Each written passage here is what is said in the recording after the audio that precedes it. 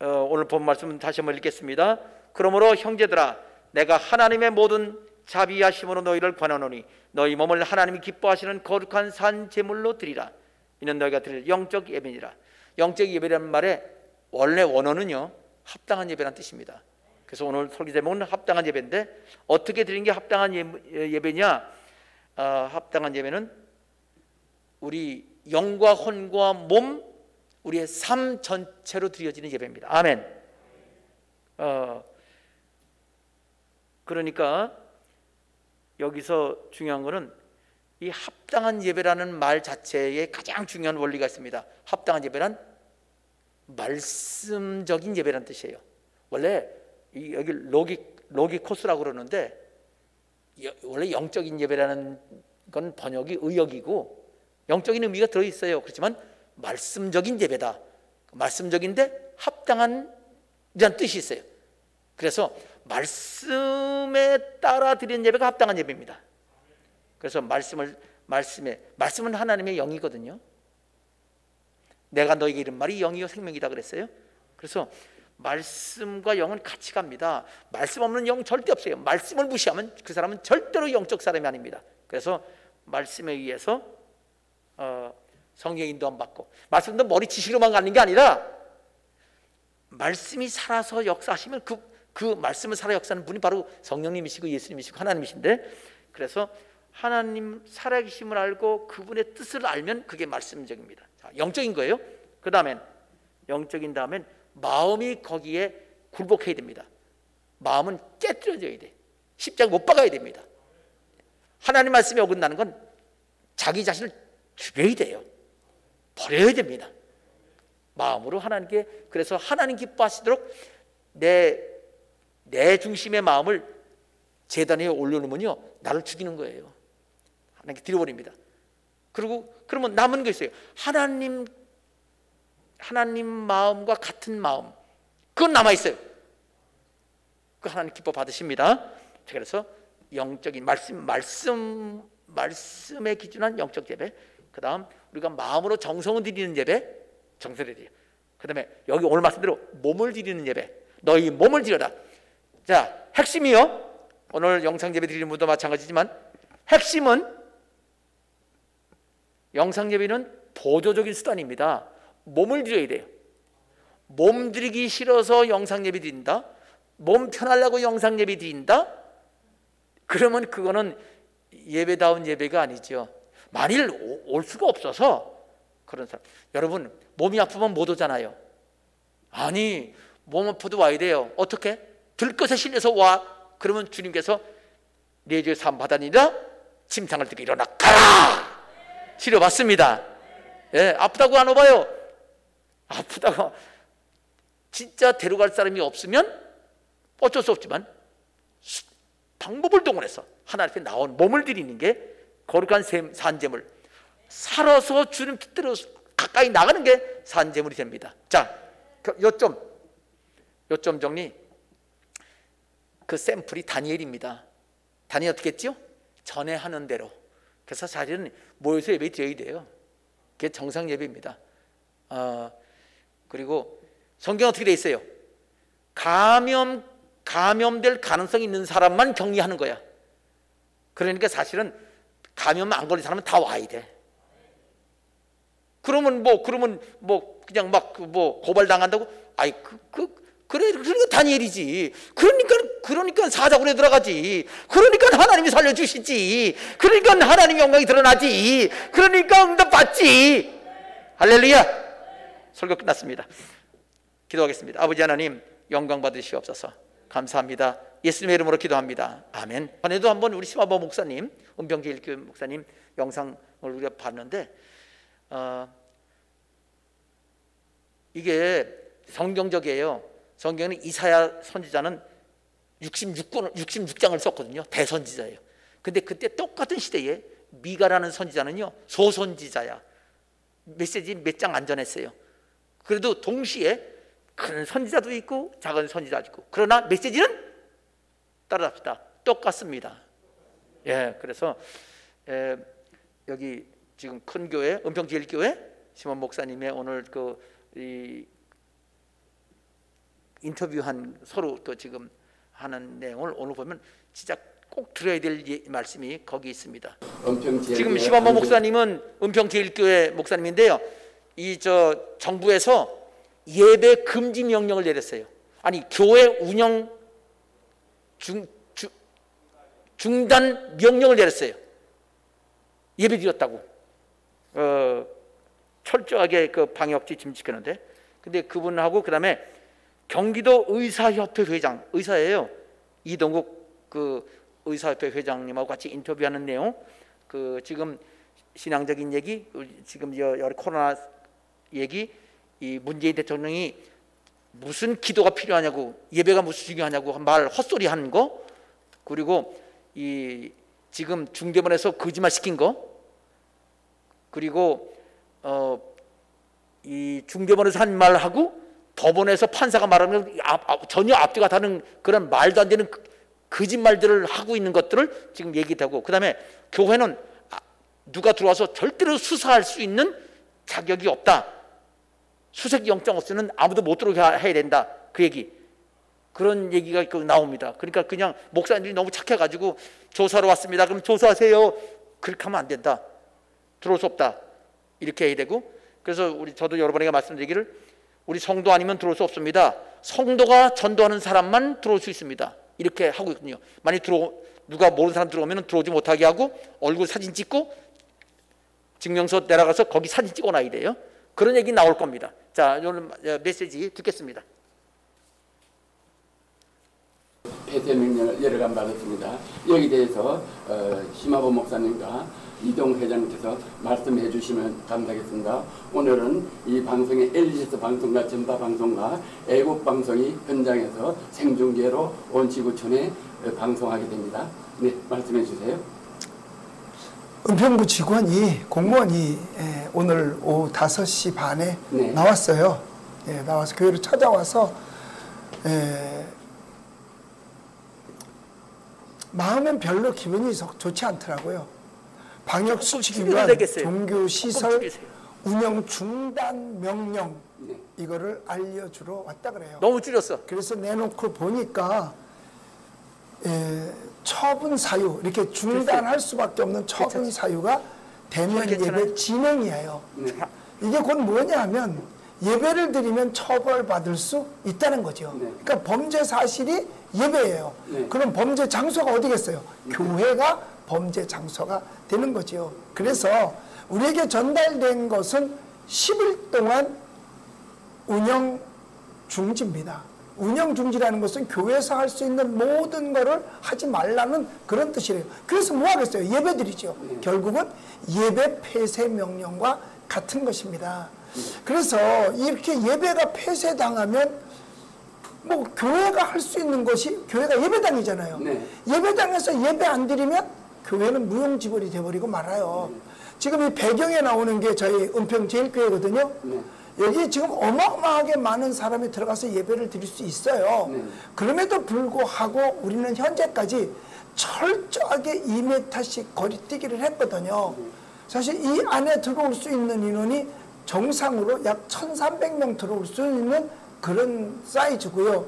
옆에 비전센터까지 다 하면 동시에 2,500명까지도 예배를 드릴 수 있는 그런 장소예요. 그렇지만 우리가 정부 시책에 방역법에 뭐 거리뛰기를 해야 된다. 그래서 그런 거는 철저하게 다 있습니다.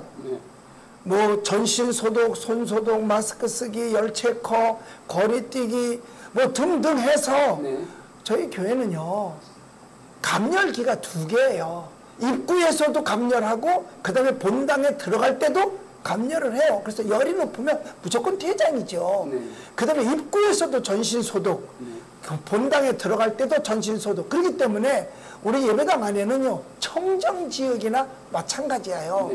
그렇게 해서 여태까지 방역을 준수하고, 그 다음에 방역을 준수만 한 것이 아니라 저희들은 직접 방역을 도와준 교회예요. 그래서 어려운 교회들, 사실 손소독기도 그렇고 열감지기도 놓기가 어려워요. 그런데 저희 500군데를 선택해서 다 나눠줬어요. 무작위로 전국적으로요. 그 다음에 작년 4월 달에 그 대구에서 큰 그 확진자들이 많이 나왔잖아요. 그때는 마스크 살려면 200m씩 줄 서 있을 때 그렇죠. 저희는 옛날에 그 황사 현상이나 미세먼지 때문에 교인들을 위해서 마스크를 미리 2,000장을 준비해 놨었어요. 네. 그 중에서 500장을 띄어서 대구를 보내줬어요. 네. 이게 진짜 방역 아닌가요? 네, 그렇죠. 이게 진짜 방역이죠. 방역에만큼은 철저하게 했는데 이번에도 4단계라고 해가지고 예배 폐쇄 명령을 내렸잖아요. 네. 그래서 이거는 부당하다. 네. 그래가지고 우리가 힘을 모아가지고 가처분 신청을 냈더니 비대면이라는 것은 형평성 맞지 않다. 그리고 종교 자유가 있다 하는 이런 판결을 내리면서 형평성 맞지 않다고 하면서 19명으로 제한한 거예요.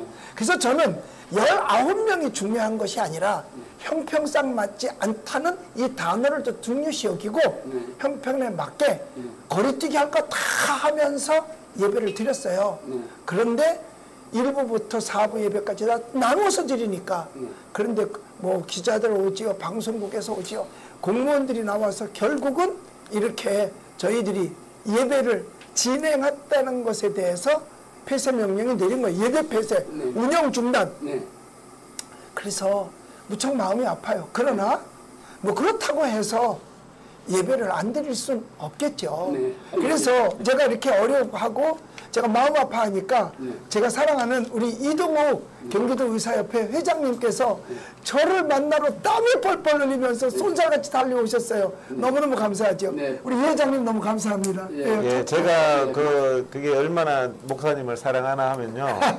그때 여기 LGS TV 목사님이 정인이에요. 그 시간이 사람이 가장 중요한 게 뭡니까? 밥을 먹는 시간이에요. 그렇죠. 예. 오늘 제가 아침도 못 먹고 점심도 못 먹었어요. 그 저녁 처음으로 하루에 처음으로 밥을 먹으러 간 거예요. 그러니까 여러분들 상상해 보세요. 아침 못 먹고 점심 못 먹고 이 저녁을 이제 먹으러 들어갔는데 심화보 목사님하고 통화를 했는데 교회 폐쇄 명령, 운영 중단 명령, 중지 명령이 내렸다는 거예요. 그래서 일식집에서 앉았다가 밥 사준다고.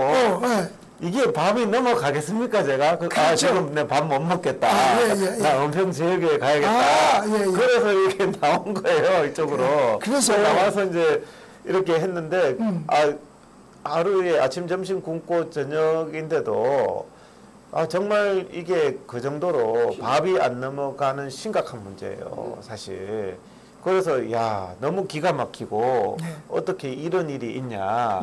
그 시간에 제가 일식이 어떻게 넘어가겠어요. 은평교회가 이거 운영 중단 폐쇄 명령을 받았다는데 그래서 이제 바로 그냥 또 빨리 오더라고. 마음이 급하니까 30분 만에 이쪽으로 넘어와가지고 했는데 참 대한민국이 악한 게 어떻게 교회 폐쇄, 예배 폐쇄 이거요. 제가 다시 한번 말씀드리지만 그런 짓 하는 공무원들 오세훈이 하나님이 두려운 줄 알아야 됩니다. 네, 회장님 잠시 전에 제가 여기 이제 방송하러 급히 저도 같이 왔잖아요. 들어오면은 입구서부터 너무 은혜 받고 놀랐어요. 들어오니까 그냥 저는 의식을 안 하고 들어왔더니 분무기가 싹 불어서 깜짝 놀랐어요. 아주 소독을 온몸을 싹 하고 이름 적고 손 세정하고 너무 깨끗이 하는 걸 보고 여기에서는 코로나가 걸린 적이 없겠다는 걸 저는 믿었는데 우리 회장님도 오시면서 여기 방역 상태를 보시고 오늘 그 예배 폐쇄 명령 내린 것에 대해서 좀 더 구체적으로 말씀해 주세요. 그래서 자꾸 이제 물론 좋습니다. 제가 보기에도 은평제일교회가 방역을 굉장히 수칙을 준수 잘하고 안전하게 하고 교회만큼 2m씩 떨어지고 마스크 착용하고 그렇게 드리는 예배가 어디 있겠습니까? 그런데 이제 전제는 지금 현재 대한민국 교인들 월요일 날 출근 안 하는 사람이 있습니까? 없죠. 출근 안 하는 직장을 제가 못 봤어요. 일주일 내내 제가 오늘 그쪽에 공무원 파주시 공무원 보고도 그랬어요. 동사무소 하다못해 동사무소 가도 30-40명씩 들어앉아 있다. 직원만. 근데 당신들 직장 다 하면서 전철 다 하면서 백화점 다 하면서 콘서트 다 하면서 예배를 갖는다? 이것은요 신앙 양심을 심각하게 침해하는 겁니다. 그렇죠. 사람의 양심을 우리가 사람이 양심이 심각하게 침해될 때 이 침해를 강요하는 게 자유민주주의 국가가 아닌 거예요. 네. 자유민주주의 국가에는요 양심의 본질을 침해할 수가 없어요. 네. 코로나 때문이라고? 코로나 때문이면 직장도 닫아야죠. 그렇죠. 직장에는 코로나 없습니까?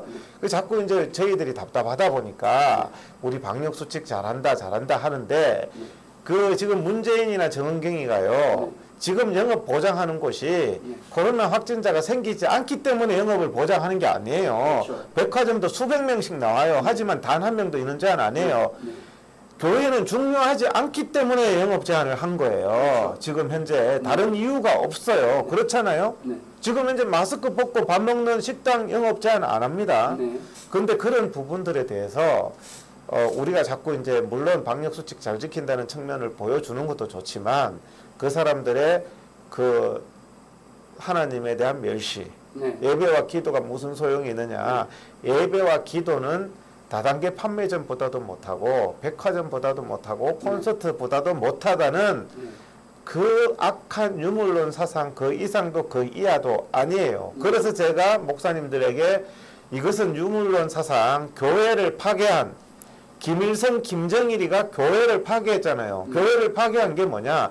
교회가 가장 가치 없다는 유물론 사상으로 북한에서 교회가 멸실된 거예요. 러시아에서 공산주의 하면서 교회가 망한 거예요. 중국에서 교회가 망한 거예요. 그 사람이 그런데 그 많은 대중들이 교회가 가치 없다는 것에 동의를 했습니다. 북한 주민들이나 중국 주민들이나. 근데 대한민국이 정말 불쌍한 사람들까지 그 문재인이 교회가 중요하지 않다는 것에 지금 동의를 하고 있다는 거예요. 여기는요, 제가 좀 전혀 그게 아니라요, 양심적으로 신앙적인 관점에서 보면요, 이거는 순교가 필요한 시점이에요. 지금은 신사참배보다 심각한 거예요. 영적인 문제예요. 왜? 지금 현재 일상 직장 다 하잖아요. 교회는 가치 없다. 문재인이가 청와대에서 직접 말했어요. 기도와 예배가 무슨 소용이 있냐? 바이러스 앞에. 바이러스 앞에 백화점과 전철은 소용이 있다는 거예요. 중요하니까. 바이러스로 사람이 걸려도 어쩔 수 없다는 거예요. 근데 교회에서는 단 한 명만 나오면 안 될 정도로 무가치하다는 거기에 대해서 여기에 대해서 저는 이게 기회이자 위기입니다. 이 위기에 넘어가면 대한민국의 교회의 미래는 없고 교회가 무너질 때 중국, 북한, 러시아 전부 국가가 무너졌어요. 교회가 무너질 때 저는 대한민국이 무너지는 기회다.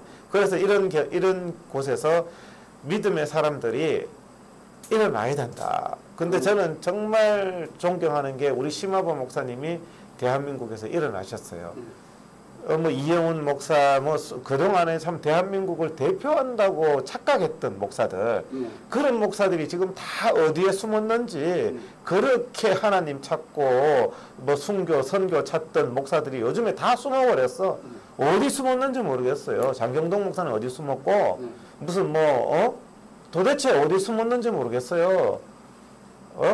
오정현 목사는 어디에 숨었고 앞으로 그 사람들 강단에 서면요, 저는 요즘에 이 시대가 기억날 것 같아요. 예배 폐쇄할 때 당신들 어디 있다가 나와서 지금 하느냐.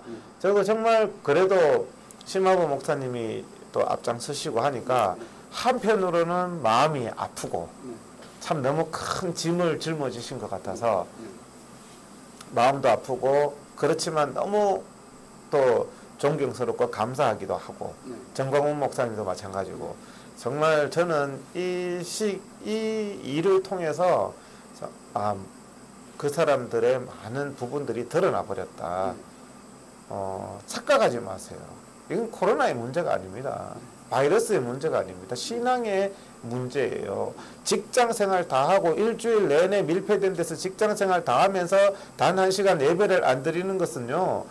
신앙의 문제고 가치관의 문제지 이건 바이러스의 문제가 아니에요. 그리고 또 이 바이러스에 대한 이 정책이 심히 잘못됐다는 게 방금 말씀드렸던 형평성 우선순위의 문제에서 잘못됐다는 것이고 과학적 의학적으로도 마스크를 착용하면 전파가 일어나지 않는다는 게 중대본의 원칙입니다.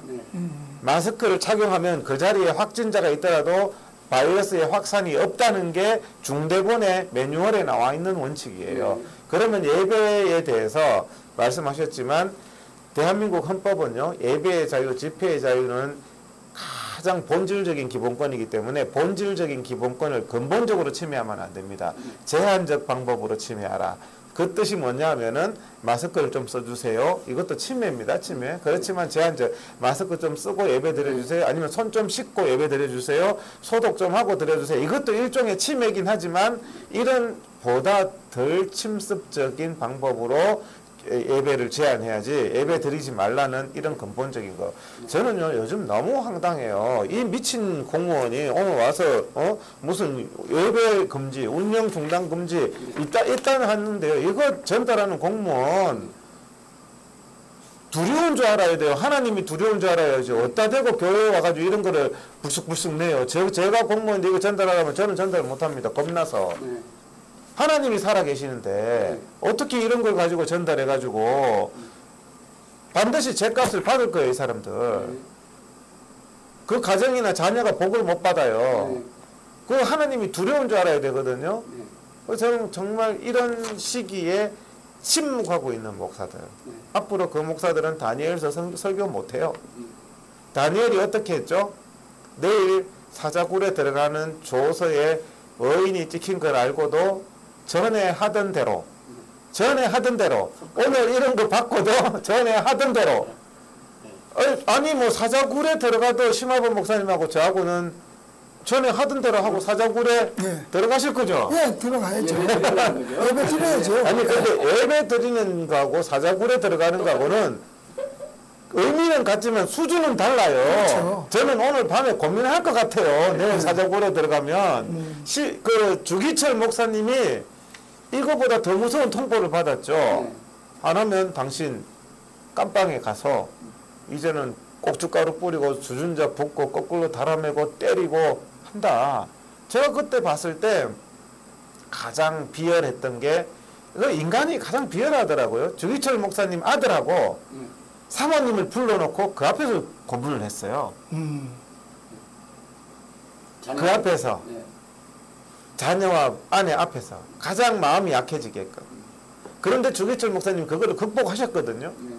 그 정도로 어느 정도의 단호함과 결단이 있어야 됩니다. 신앙을 가진 사람은 결단의 문제잖아요. 하나님 앞에 우선순위의 문제잖아요. 제가 이런 말을 하는데요. 저는 목사가 아니잖아요. 제가 이런 말을 하면서 그런 말씀을 드려요. 제가 잘나서 드리는 말씀이 아니에요. 목사님들. 제가 말 안 하면 돌들이 소리친다고 성경에 돼 있어요. 제가 말 안 하면 나귀가 입을 열어서 제가 지금 하는 말을 하게 될 거예요. 목사들한테. 예? 우리 크리스찬은 국민 아닌가요? 혹시? 국민이죠. 우리도 국민이잖아요. 그러면 지하철 타는 국민도 국민이고 공연장에 가서 공연을 보는 사람들도 국민이고 교회에 나오는 사람도 국민 아니겠어요? 국민이죠. 교회에 와서 예배드리러 가는 사람은 다 국민이에요. 그러면 이왕이면 모든 국민이 다 평등해야 되는 거 아닙니까? 그렇죠. 이 정부의 출발이 뭐예요? 시작은 평등하고 공정. 과정은 공정하고 결과는 정의로워야 되는데 평등하지도 않고 공정하지도 않고 정의롭지도 못한 것 같아요. 제가 직접 지하철에서 사진을 찍기도 하고 했어요. 비행기를 타러 가서 공항에서도 찍기도 했는데 거기 보면 우리 사진 띄워줄 수 있으면 한번 찍어주세요. 지하철 한번 볼까요? 예. 이게 지하철 속이거든요. 저 앉아있는 거예요. 사람들이요. 이거 제가 찍은 거예요. 다닥다닥 붙어 있어요. 어깨 마주대고 있어요. 그리고 사람들한테 서로 물어도 봐요. 어디서 내리느냐고. 그 다음에 또 다른 데 한번 보세요. 아이고. 이건 지금 김포예요. 아이고. 김포에서 그 김포시장이 저기까지 나와 봤다는 거 아니에요. 저 바이러스 없잖아요. 예, 아이고. 없대요. 그래요. 그러면 저거는 어디냐면 저 김포공항입니다. 이번에 제가 부산 갈 때 그 김포공항에서 찍은 거예요. 자, 그러면 저기는 저래도 괜찮은데 교회만 모든 것을 다 했는데도 예배를 못 드리게 하는 그 이유가 도대체 어디에 있느냐 이거죠. 정말 교회 나오는 국민은 국민이 아니지. 그러면 이 땅에 기독교인이 많으면 아이들까지 합해서 1200만이라고 해요. 요즘은 조금 줄었을 것 같아요. 교회를 못 나오니까. 그럼 1000만이라고 칩시다. 1000만도 기독교인이에요. 요소요소에 기독교인이 다 있어요. 그들이 만약 손 털고 아무것도 안 한다면 어쩌면 다 손 놓을지도 몰라요. 요거는 제가 그저께 부산 갔다 올 때 그 비행기면 뒷좌석에서 제가 찍은 거예요. 만석입니다. 만석 사람들이 부산에서 서울까지 약 1시간 동안을 숨 쉬면서 왔다 갔다 하면서 여기 앉아서 와요. 이거는 다 괜찮단 말이에요. 여기는 거리뛰기도 없어요. 좌석마다 다 찼어요. 그런데 제가 오늘 와서 이거는 또 이 사진도 아시잖아요. 5.18. 예, 5.18 행사 때 사람들 모여서 저 난리 한 거. 6박 전까지. 예. 그런데 저도 아무렇지도 않단 말이에요. 이런 거를 볼 때 국민의 한 사람으로서 분노하지 않을 수 없고 이와 같이 차별을 하는 거, 평등하지 못하게 하는 거, 여기에서는 그대로 이거를 수용할 수가 없는 거죠. 그래서 우리는 예배를 드릴 때 모든 방역수칙은 다 지킨다. 그것도 일반보다 더 훨씬 철저하게 지킨다. 그러나 강제로 인원수 제한을 예배를 드려라 말아. 이번엔 아예 예배 드리지 말라고 한 거잖아요. 비대면만 하라. 비대면은 비자가 아닐 비자잖아요. 비대면 예배가 아니라는 얘기죠. 자, 그러면 이런 거 볼 때 다른 데는 가능한 데가 있고 또 교회는 가능하지 못하다. 이런 거 볼 때 정말 속상해요. 우리 이동욱 선생님께서는 의사시잖아요. 의사의 입장에서 한번 저걸 좀 설명 좀 해줘 보세요. 야외 집회, 교회 뭐 이런 거. 그래서 지금 보면 자, 저 테이블이 얼핏 보이는데요.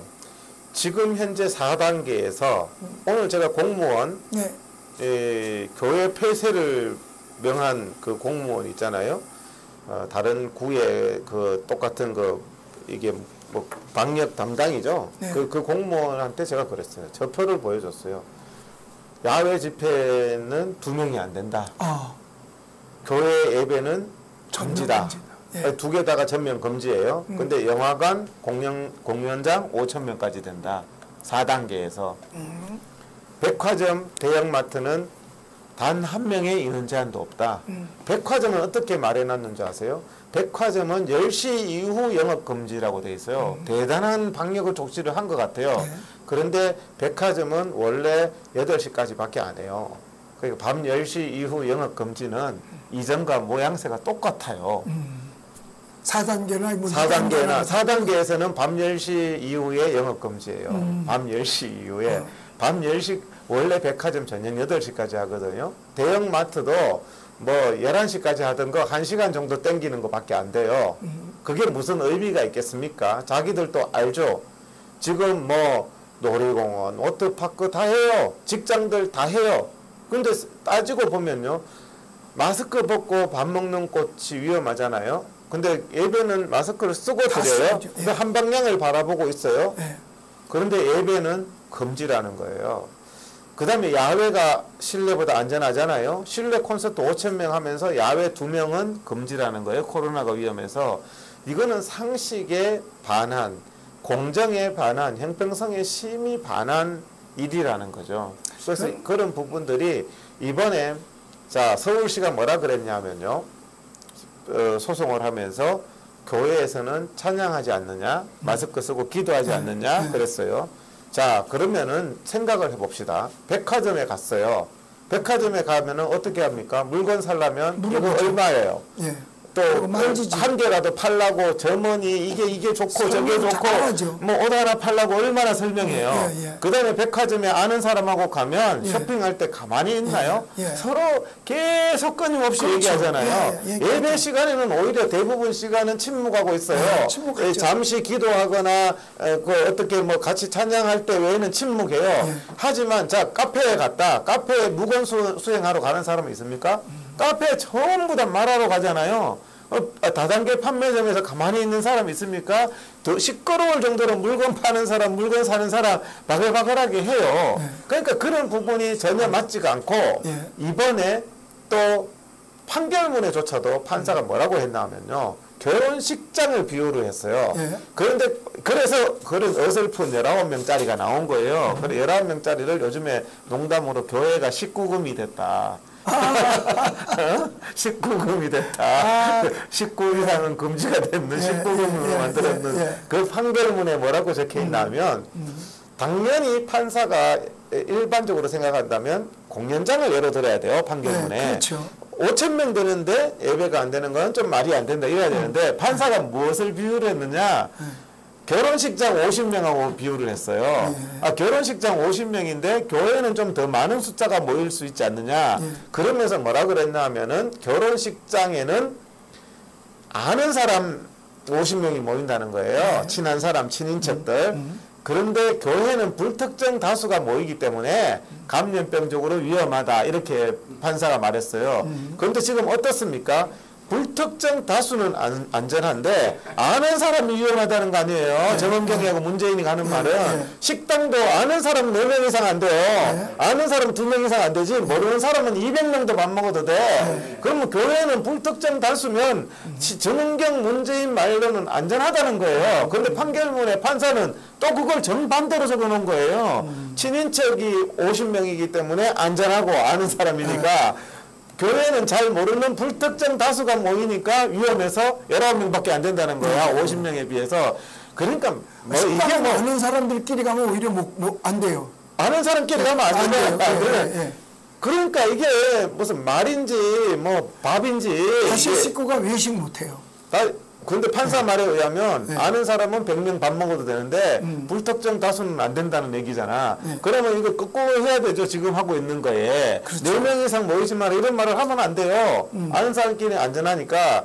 그래서 이런 부분들이 말하는 게 전부 엉터리란 말이에요. 제가 이번에 아주 중요한 중대본 문재인 정부의 방역 관리 원칙 의료기관에서 적용하는 관리 원칙을 제가 많은 분들한테 소개를 했어요. 거기 보면 의료기관에서는 어떻게 하느냐. 의사가 마스크만 쓰면 목사님이 확진자라도 안고 만지고 해도 격리도 안 하고 코로나 검사도 안 한다고 돼 있어요. 겉에 여기 보면 왜 확산이 일어나지 않으니까 마스크 쓰면은.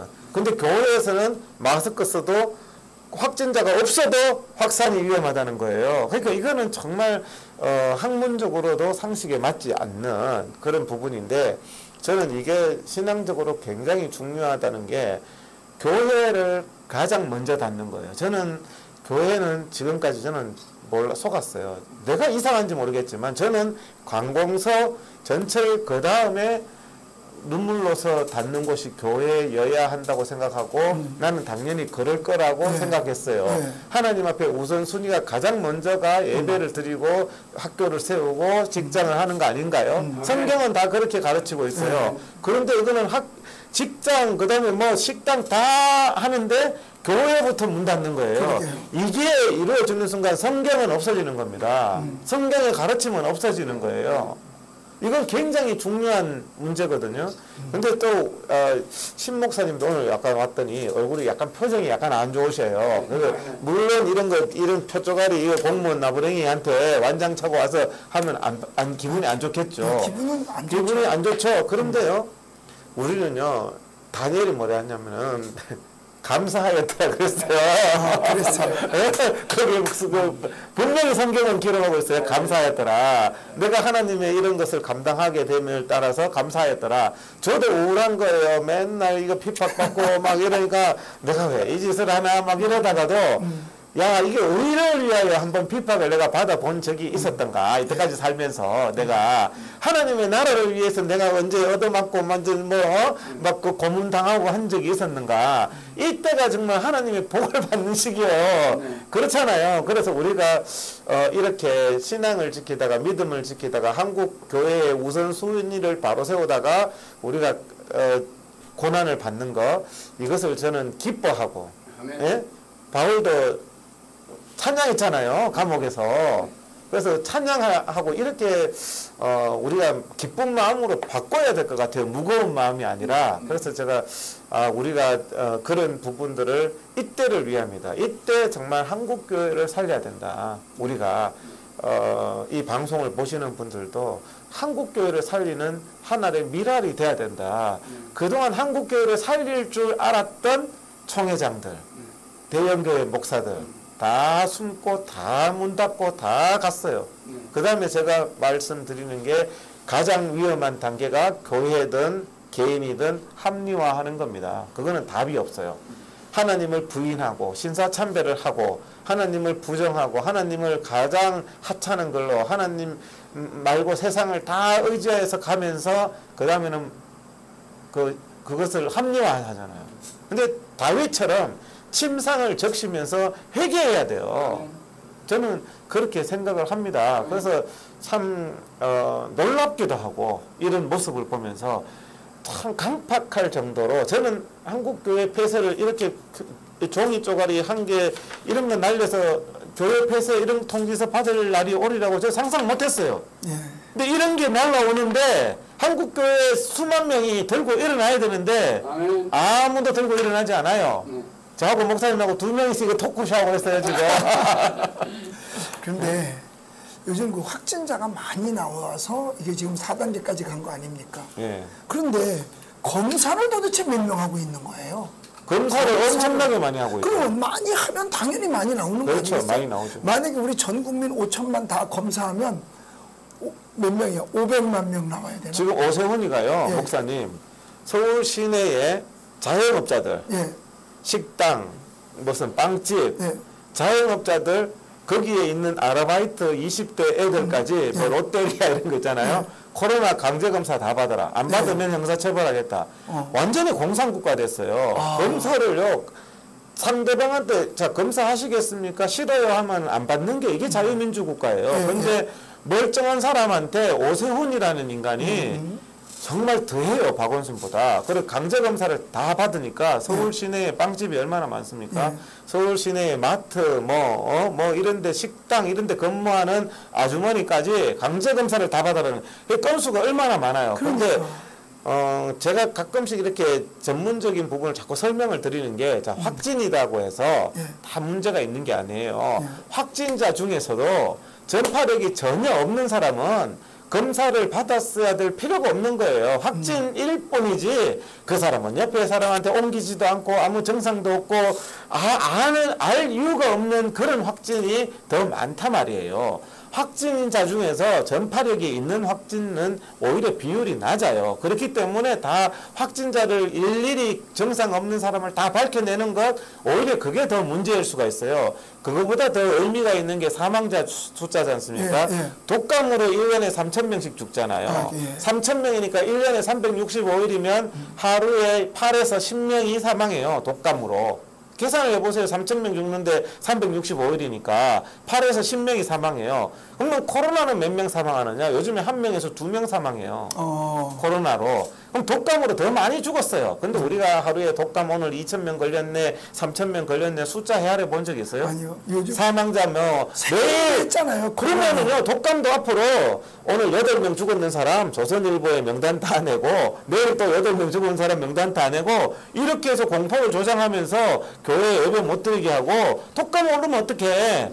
그래서 독감 오를까봐 찬양하지 마라, 통성기도하지 마라. 앞으로 교회에서는 영구히 하지 말아야 돼요. 독감 없는 적이 어디 있어요? 감기 없는 적이 어디 있어요? 그러면은 통성기도 뭐 찬양을 영구히 하지 말라는 거나 똑같은 거거든요. 그런데 이게 정말 진짜 위험하고 생명에 그 타격을 줄 만큼 그렇게 위험한 건지 제가 보면은 그 질병관리본부청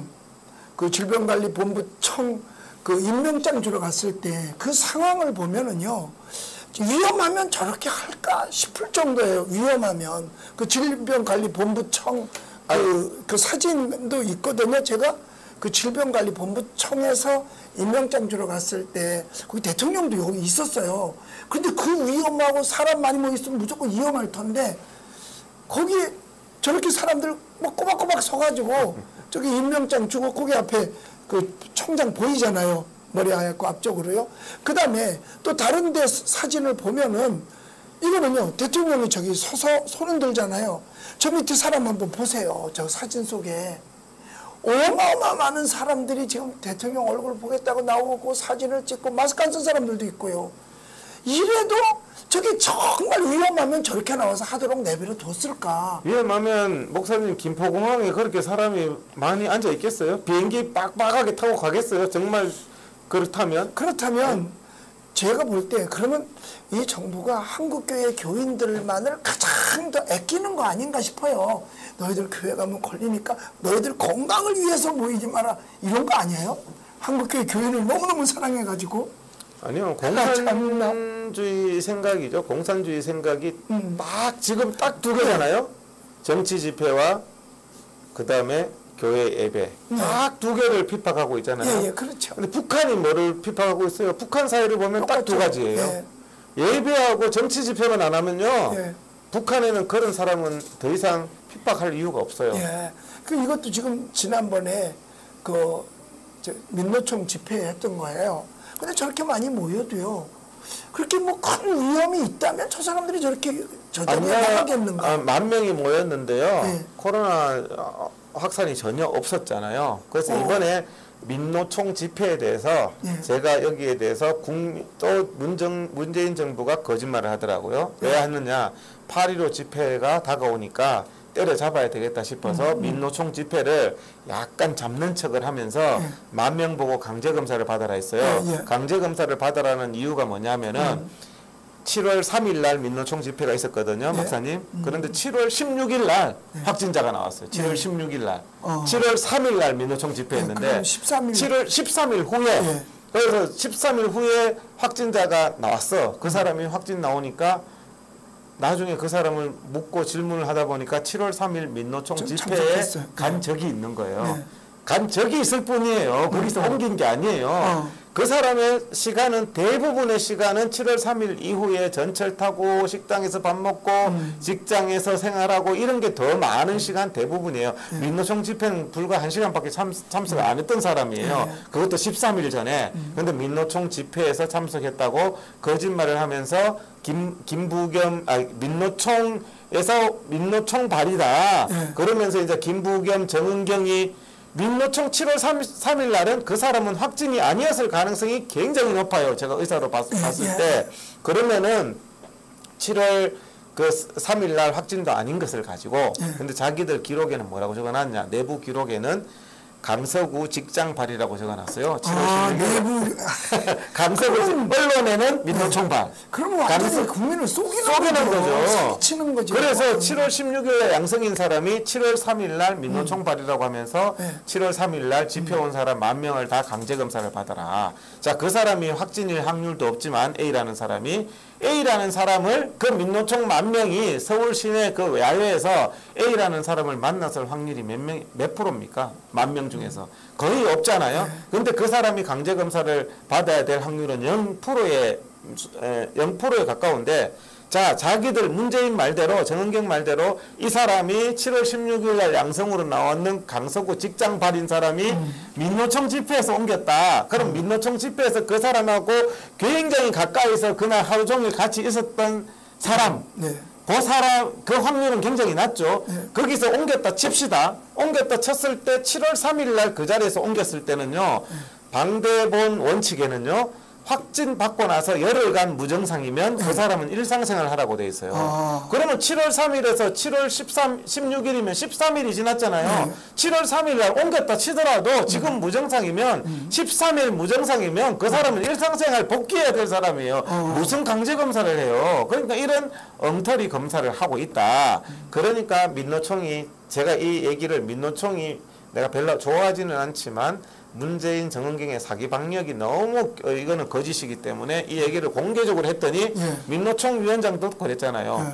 7월 16일 날 걸린 사람이 7월 3일 날 옮겼다는 증거가 어디냐. 이 마녀 사냥을 어디서 했느냐. 교회발, 8.15발을 해왔던 거예요. 어떤 사람이 7월 16일 날 양성 나왔어요. 이 사람 다 제일 1번 묻는 게 뭔지 아세요? 교회 다니세요. 교회 다니세요예요. 교회 다니세요. 교회 다니세요 해서 이 사람 교회 다녀요. 다른 질문이 필요 없어요. 교회 발이야. 교회 발이요. 교회 발. 예? 그러니까 은평제일교회 일주일에 1시간 예배드리고 나머지 다 직장이고 세상에서 생활했는데 그 사람이 살다가 양성 나오면 은평제일교회 발휘되는 거예요. 그러니까 이게 얼마나 악의적으로 이용해 처먹기 좋은 바이러스입니까? 대부분 무증상이죠. 내 만만한 사람 발이라고 하면 되죠. 이런 것을 가지고 교회를 파괴하고 민주주의를 파괴하는데 사용하는 것은 굉장히 큰 범죄다. 그러면 확진이라고 쳐요. 이제 양성이 나왔어. 그러면 격리를 하잖아요. 예. 병원으로 데려가죠. 예. 치료는 어떻게 해주고 있나요? 치료는 없죠. 치료는요. 그냥 내버려 뒀다가 그냥 내버려 두는 거예요. 원래 바이러스가 예. 감기도 바이러스죠. 예, 예. 독감도 바이러스죠. 코로나도 바이러스예요. 바이러스의 치료는 대부분 대중요법이라 그럽니다. 예. 열나면 타이레놀 주고 해열제 주고 뭐 팔다리 아프면 진통제 주고 이런 대중요법 그 정상 치료라고 그러거든요. 정상에 대해서 열나면 해열제 주고 이런 치료로 감기 여러분들이 감기 바이러스에 감염돼서 머리 아프고 몸살기 있어서 가면 뭐합니까? 진통 해열제 주는 거예요. 병원에서 하는 게 항바이러스제를 주는 게 아니라 그렇기 때문에 그런 정상이 없는 사람 바이러스에 감염됐다 하더라도 병원에서 아무 치료 안 합니다. 그게 치료의 기본이에요. 그래서 이렇게 4단계 하고 막 하고 확진자가 뭐 1,000몇백 명 나왔다 막 이러니까 일반 시민들도 두려워하거든요. 예. 근데 사실은 검사를 몇 명 했다는 얘기도 좀 사실은 같이 해야 되거든요. 뭐 검사를 몇 명 중에 몇 명 나와서 몇 %가 확진되었다. 그런데 검사 숫자는 거의 보도에서 제가 들어본 적이 없어요. 그리고 그냥 확진자만 1,000명, 뭐 1,200명, 뭐 1,400명 이러니까 옛날 200명에 비하면 어마어마한 거란 말이에요. 그러니까 사람들이 공포와 두려움에 떨지요. 그러다 보니까 거기는 교회 다니는 사람들 가운데도 그런 그 공포 때문에 사실 주일날 교회를 빠지는 경우들도 많이 있습니다. 그러니까 그런 게 한번 발표되면 나오는 숫자도 좀 근데 줄기는 해요. 그 공포 때문에 교회를 빠지는 분은 직장은 안 가나요? 직장은 가겠죠. 근데 언론이 직장 간 거에 대해서는 말 안 하잖아요. 아니 근데 자기도 생각을 해보면 사람 모인 곳은 똑같은데 다 똑같죠. 근데 그 사람의 저는 이해가 안 되는 게 그 사람이 직장도 갈 것 같고 또 휴가도 갈 것 같아요. 제주도 요즘에 제가 아는 분들 보니까 막 김포공항에 가서 다 휴가 가더라고요. 아까 김포공항 휴가 지금 티켓 구하기가 힘들어요. 비행기가 막 계속 가요. 그러면 그 사람들이 생각을 해보면은 위험하면 직장도 안 가야 될 거 아니에요. 위험하면 내가 살고 봐야지. 그러니까 언론의 그 선별적 보도, 선별적 위험, 위험, 선별적 방역 이런 것 때문에 사람들을 완전히 방역. 이걸 노이로제를 걸리게 만들어놓고. 그래서 이 부분이요. 제가 이 좌파들이나 공산주의자들의 말장난을 제가 이번에 알게 됐어요. 말장난이 뭐 하냐면요. 교회에서 확진자가 발생했다는 것을 그 뒤에 붙이는 말은 배제할 수 없다예요. 교회에서 확진자가 이 사람이 교회에 한 명이 확진이 나왔다 칩시다. 이 사람이 은평제일교회에서 걸리지 않았다는 걸 배제할 수 없다. 이렇게 말해요. 그러면 한 명이 A라는 사람이 있어요. 이 사람 식당도 갔잖아. 그러면 뭐라는 줄 알아요? 이 사람이 식당에서 걸렸다고는 단정할 수 없다 그래요. 단정할 수 없고 두 개 다 배제할 수 없고 두 개 다 모르겠다는 얘기인데 표현을 그렇게 한단 말이에요. 배제할 수 없다는 가능성이 있었다는 배제할 수 없다고 하면요. 가능성이 있었다는 제가 실제로 본 공소장 얘기예요. 검사가 이거 봐라 배제할 수 없다고 되어 있지 않냐. 그러니까 여기서 걸린 것이다. 이렇게 딱 짜집기로 해서 판사한테 가져가는 거예요. 그 다음에 식당은 단정할 수 없다 했으니까 이 사람 처벌하면 안 된다. 식당 주인도 문제 없다. 그러니까 말장난을 그렇게 하는 거예요. 그러니까 이게 얼마나 악하냐는 거죠. 예? 그래서 우리 교회가 지금 하여튼 예배 폐쇄 명령이나 마찬가지죠. 운영 중단. 교회가 운영하는 건 예배니까. 그렇다고 해서 예배를 이분들의 말대로 공무원들의 말대로 그냥 중지를 하고 예배를 폐쇄시킨다. 폐쇄시킬 권리는 사람에게는 없다라고 생각해요. 맞아요. 이거는 하나님의 허락하에 되어진 일이고 보통 일반인이 영적인 것을 아나요. 신앙적인 것을 아나요. 우리 교인이 MBN이 인터뷰를 했었어요. 그때 뭐라 그러냐면 예배 안 드리고 우리는 못 살아요. 이러면서 교회를 들어왔어요. 코로나가 무섭나요? 아니요, 안 무서워요. 그러면 코로나가 무서우면 지하철도 무서워야 되잖아요. 근데 지하철에는 안 무서워. 그리고 교회만 사람들이 무섭다고 생각하는 거예요. 우리 교인이 그랬어요. 뭐가 무서워요? 아니, 우리는 예배 안 드리면 못 살아요 하고 당당하게 얘기를 했습니다. 그러니까 우리가 정말 이렇게, 이건 억울한, 신앙인으로서는 억울한 일이죠. 신앙인에게 있어서 예배는 생명과도 같은데 이거를 생명을 몰수당할 수는 없잖아요. 예배가 몰수당하는 건 생명을 몰수당하는 건데 생명을 몰수당할 수는 없지 않냐. 그래서 예배는 드려야 돼. 저는 이런 말까지 한 적이 있어요. 지하철이 스톱할 때까지 교회 예배는 드려야 된다. 왜냐하면 전염병이잖아요. 그러면 한쪽 열어놓고 한쪽만 닫는다고 해서 감염이 안 되나요?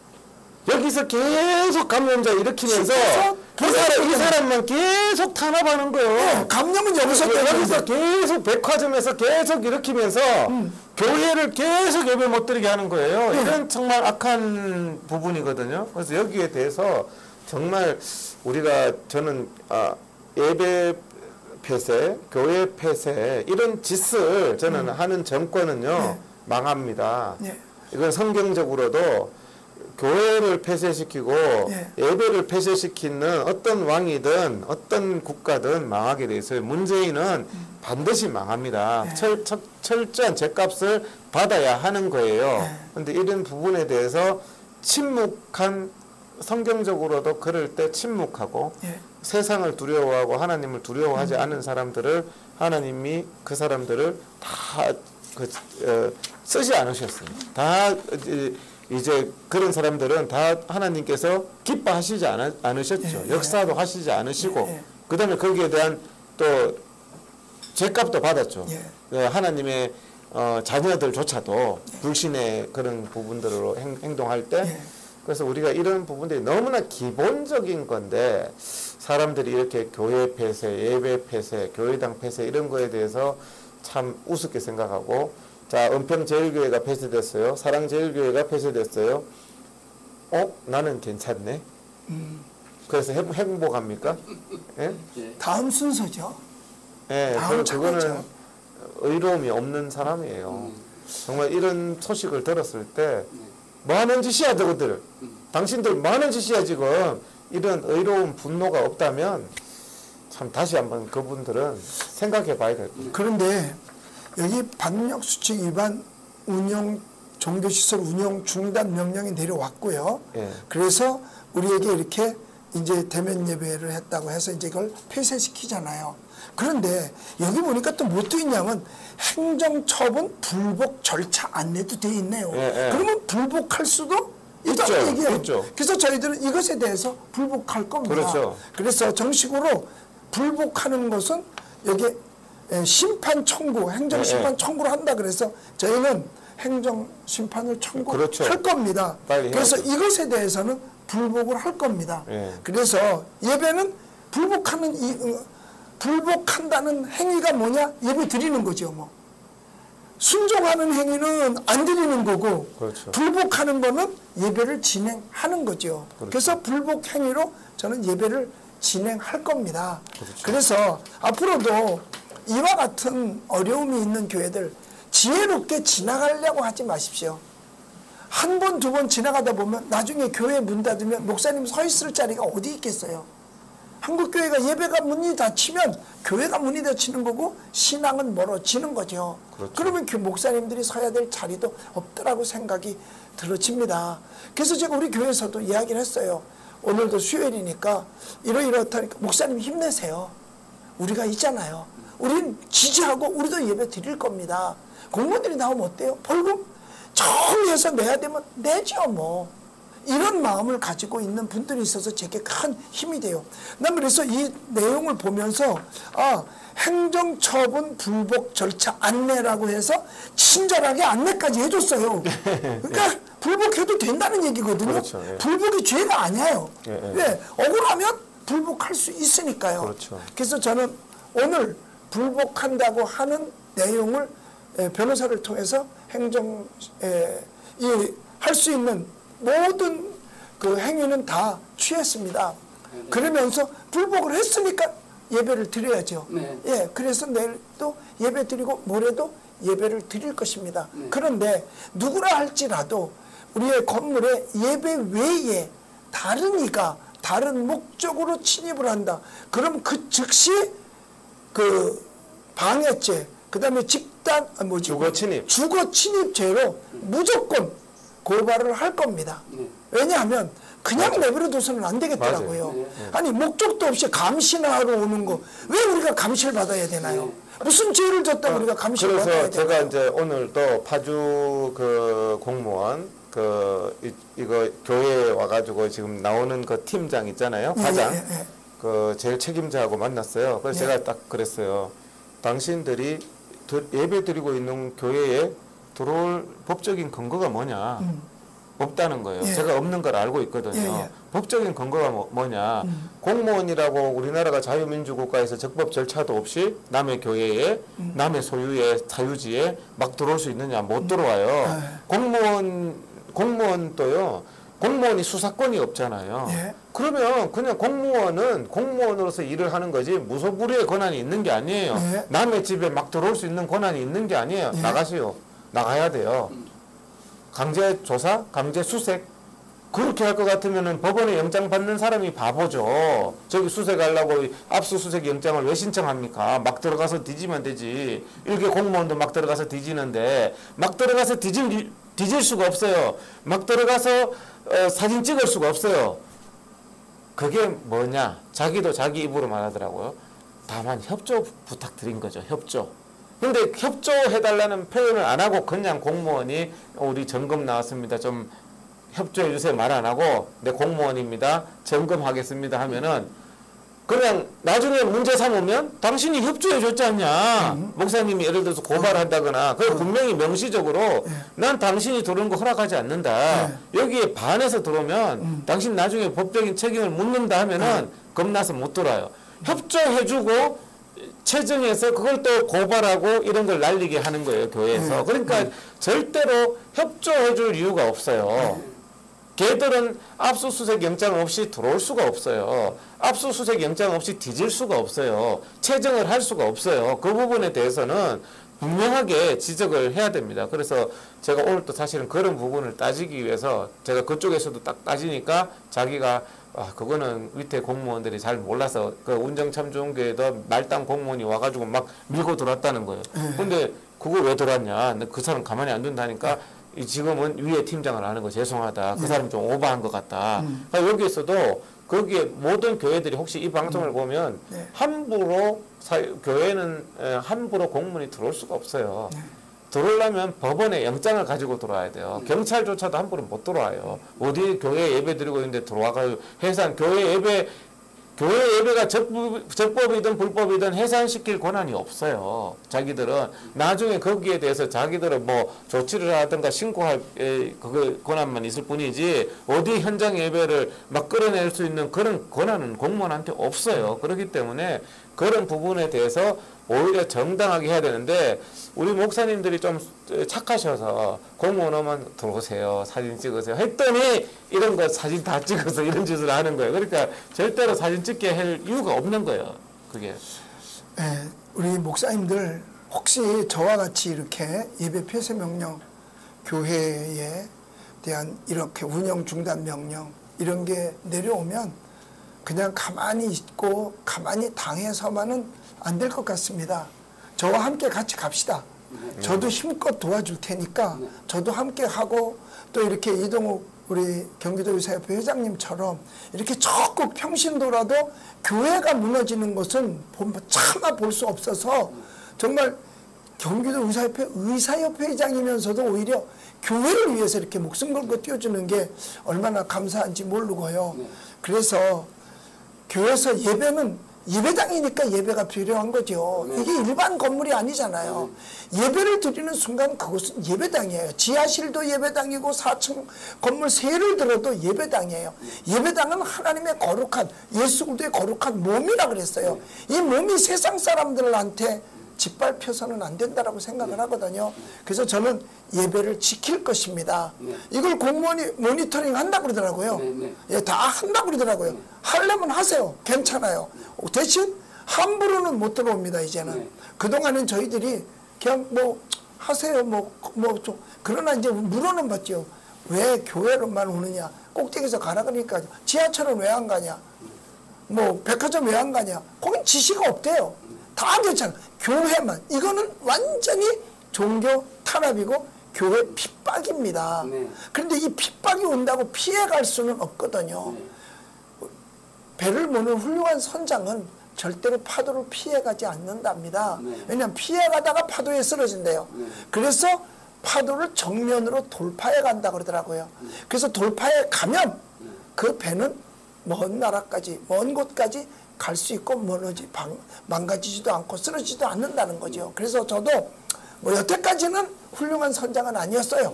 그러나 앞으로라도 나는 훌륭한 선장이 돼야 되겠다라는 마음가짐을 갖고 정면으로 돌파할 것입니다. 뭐 이들이 심판해 봐야 첫째는 벌금일 거고 둘째는 뭐 이렇게 잡아갈 거고 뭐 셋째는 교도소 사는 거겠죠. 뭐 고문은 안 할까요? 예, 고문은 제가 고문이에요. 제가 한국 기독교 무슨 단체에 내가 고문이에요. 사자굴에 넣지는 않을까요? 문제인가? 내가 고문인데 뭐 고문을 또 하겠어요? 예. 그래서 예배는 지켜야 된다. 우리 성도들도 함께 같이 예배 지키기로 지금도 계속해서 응원해주고 있어요. 저에게도. 그래서 예배는 지키려고 작정하고 있습니다. 예, 지금 1시간 동안 인터뷰를 딱 했는데 우리 이동욱 회장님 마지막으로 한 말씀 해주세요. 예, 저는 사람으로서 태어나서요. 시대의식과 역사의식이 있어야 된다고 생각합니다. 그 다음에 역사의 큰 흐름을 볼 수가 있어야 되고 우리 모든 게 다 역사의 순간이었죠. 지금 저는 한국 교계에 기독교계에 남을 굉장히 중요한 역사의 순간이라고 생각합니다. 신사참배 시대와 똑같은 상황이에요. 7월 18일 저는 충격을 받았어요. 모든 교회가 문을 닫았어요. 백화점 다 하는데, 전철 다 하는데, 직장 다 하는데 모든 교회가 문을 닫았어요. 이 사건은요. 이 사건이 기록되지 않고 뭐가 기록될 수 있겠어요? 그 다니엘 시대 때 한 달간 기도 금지 사건. 그 성경이 몇천 년이 지나도 성경은 기록하고 있습니다. 네. 이것은 한국 교회가 문을 닫는 사건. 이 사건 때 당신은 뭘 하고 있었냐? 하나님이 물으실 거고 역사가 물을 거예요. 우리 이 역사 속에서 정말 신사참배 때 주기철 목사님이 얼마나 외로웠을까? 99%의 목사들, 총회장들이 다 국가의 의식이다. 국가의 명령에 순종해야 된다고 하면서 하나님 앞에 범죄했어요. 한경직 목사님도 나중에는 그분은 내가 신사참배 했는 사람이다. 나 정말 부끄럽다. 이렇게 했죠. 근데 지금 이 문재인의 예배 금지 사건, 예배가 기도가 무슨 소용이 있냐고 하면서 콘서트장은 다 하고 백화점은 다 하고 심지어는 놀이공원 산으로 들러가면서 다 하는 상황에서 교회 문을 닫은 사건에 있어서 내가 이 시대에 대형교회 목사의 자리에 있고 그 다음에 총회장의 자리에 있는 사람은요, 하나님이 이때를 위해서 그 자리를 주신 거예요. 총회장 몇 년 할 거예요? 100년 할 거예요? 그 자리에서 제가 오늘 이영훈 목사님한테 그분이 안수받았대요. 그래서 회장님 왜 이영훈 목사님 싫어하시면, 나 싫어하는 게 아니다. 한국교회의 이런 영적인 시기에 침묵하는 거에 대해서 내가 지적할 뿐이다. 그렇게 하면서 이 이영훈 목사님도 들고 일어나야 된다. 교회 사표 낼 생각하면서 나 하나님 앞에 예배드리겠다. 양심상 백화점 하는데 교회 문 못 닫겠다고 하면서 그런 사람들이 그런 시대적인 역사를 감당하지 못하면요, 정말 자기는 그 직을 맡겼는 하나님 앞에 참 나중에는 부끄러운 때가 올 겁니다. 제가 말이 좀 길었는데 우리가 시대의식, 역사의식이 있어야 되고 이 시대의식에 교회를 핍박하고 교회 폐쇄를 하고 오세훈 당신 정말 하나님이 두려운 줄 알아야 돼요. 오세훈이가요 오늘 언론에서 얘기했습니다. 교회 폐쇄시키겠다. 예배 드리는 교회는 폐쇄시키겠다고 오세훈이가 얘기했어요. 그렇죠. 그래서 제가 뭐라 그랬느냐, 난 민주당하고 국민의힘하고 둘 중에 하나 선택해야 되는 그런 상황이 온다면 난 차라리 민주당 선택하겠다. 교회 폐쇄시키겠다는 오세훈이 자영업 힘든 사람들한테 강제 검사 안 받으면 형사처벌하겠다는 이런 정말 기가 막힌 짓을 하는 오세훈이 이런 기회주의적이고 반민주적인 국민의힘은 더 희망이 없다. 저는 그렇게 얘기를 했거든요. 그래서 정말 우리 지금 한국 교회를 살릴 수 있는 것, 대한민국의 자유민주주의를 살릴 수 있는 것은 대한민국 국민이고 한국 기독교인들입니다. 그래서 목사님들이 일어나셔야 됩니다. 이번 주 주일날 또 정부가 예배 드리셔야 합니다. 예. 네, 지금까지 심화범 목사님 은평제일교회가 비대면 가처분 금지 인용이 있던 이후에 처음으로 이렇게 예배 정지를 받아서 많은 애국 시민들과 애국 성도들이 많이 궁금해하시는데 우리 오히려 심화범 목사님께서 가처분 예배 정지를 받았어도 예배를 강행하시겠다, 예배를 드리겠다 이렇게 해서 많은 분들이 예배 강행이 아니라 예배 진행입니다. 예배 진행, 예. 뭐 하여튼 우리는 예배를 목숨 걸고 드려야 되니까 강행이든 진행이든 우리는 해야 됩니다. 예, 그래서 많은 국민들과 또 애국 성도들이 걱정을 많이 했어요. 제가 방송을 하니까 그랬더니 목사님께서 예배를 계속 드리기로 이렇게 결심하니까 큰 위로가 되고 또 우리 다른 목사님들도 우리 심화범 목사님 같이 예배를 계속 하나님 앞에 온전히 드리기를 LG에서는 소망합니다. 그리고 이동욱 우리 회장님께서는 1년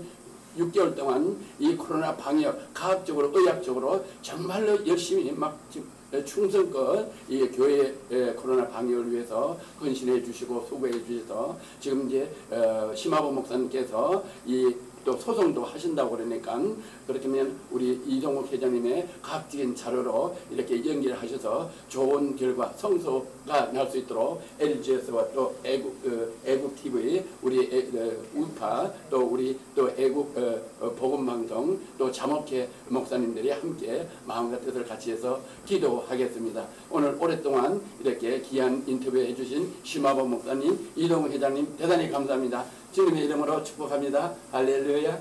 감사합니다. 네. 자, 우리도 할렐루야 합시다. 할렐루야. 잘 들으셨습니까? 감사할 일이네요. 근데 코로나가 제가 설교할 때 맨 처음에 중국의 그 공산당 징계다. 그다음에 자유신영 전 세계적으로 하나님 대적하는 그 여러 가지 동성애 또 여러 이제 이 유물주의, 진화론, 무신론주의 그런 것들을 심판할 거다, 동성애 심판하는 거다 두 번째 얘기했어요. 그 다음에는 교회를 하나님 심판하시는 거예요. 지금 하나님 의지하지 아니하고 좌파 사상 지지하고 좌파 정권 지지하고 그거는 하나님 기뻐하지 않는 거거든요. 공산주의 시작은 종교는 아편이라고 그러고 그 중에 기독교를 가장 악하게 생각하고 있어요. 근데 미국에서도요, 이 스미소니언 그 박물관, 과학 박물관에 가면요,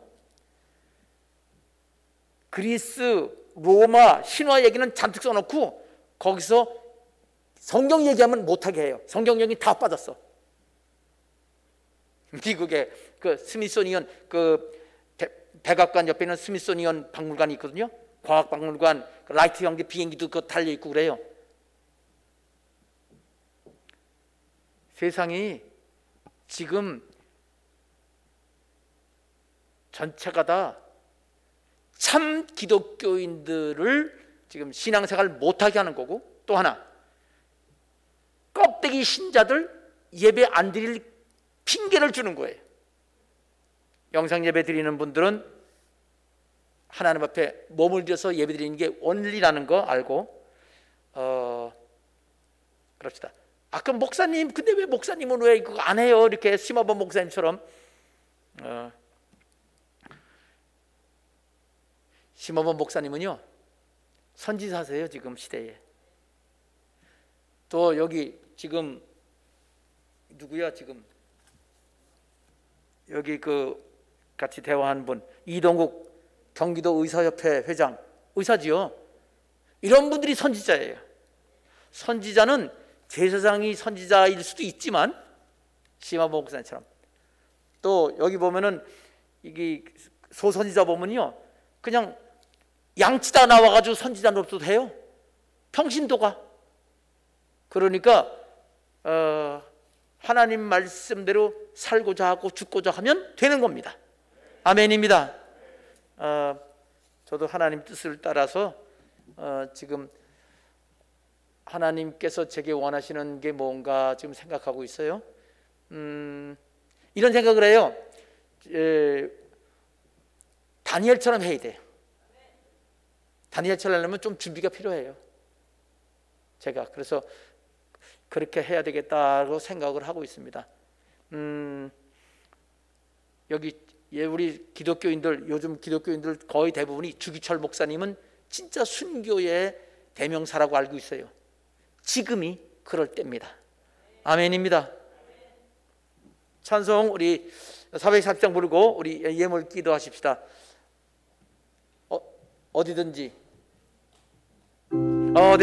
예수 나를 이끌면 어디든지 예수 함께 가려네. 예수 함께 아니 가면 낙없고 항상 예수 함께 가면 겁없네. 어디를 가든지 겁낼 것 없네. 어디든지 예수 함께 가려네.